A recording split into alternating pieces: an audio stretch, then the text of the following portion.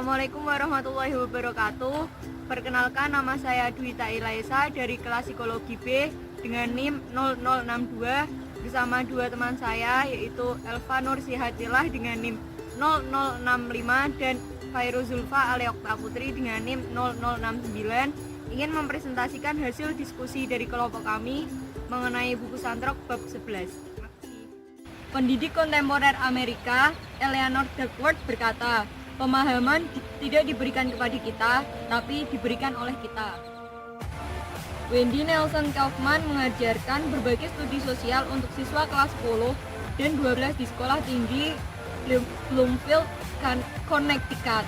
Berikut yang diajarkan oleh beliau. 1. Menulis autobiografi pada musim gugur. 2. Menyimpan jurnal sepanjang tahun dan menulis makalah tentang sejarah. 3. Berpartisipasi dengan mengambil peran dan pertunjukan drama.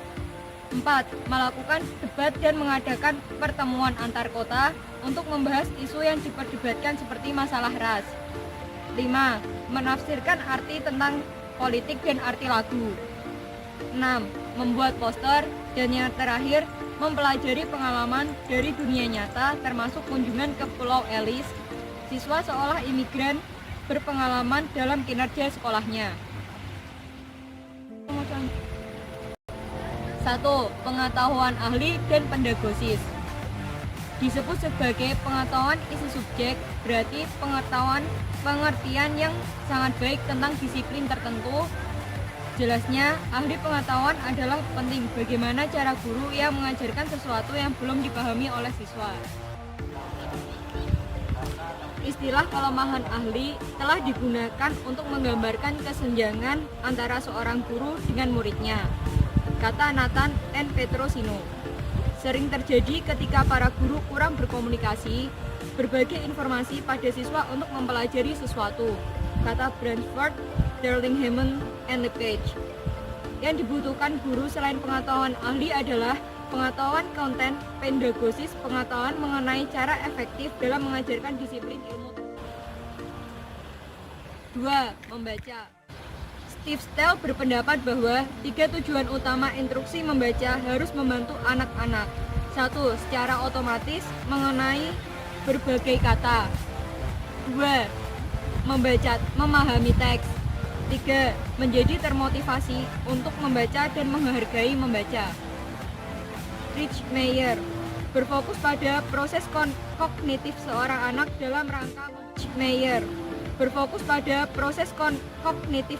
anak dalam rangka membaca kata yang tercetak. Dalam pandangannya, 3 proses tersebut adalah sebagai berikut. 1.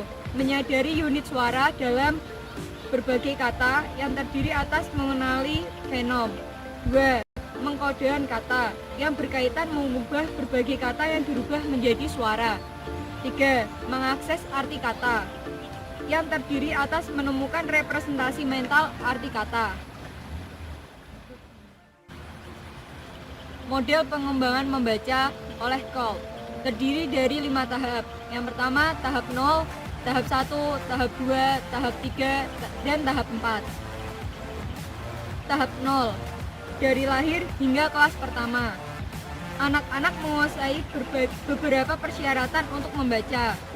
Banyak mempelajari perkembangan kiri ke kanan dan urutan membaca, cara mengidentifikasi huruf abjad, dan cara menulis nama mereka. Yang kedua, tahap 1.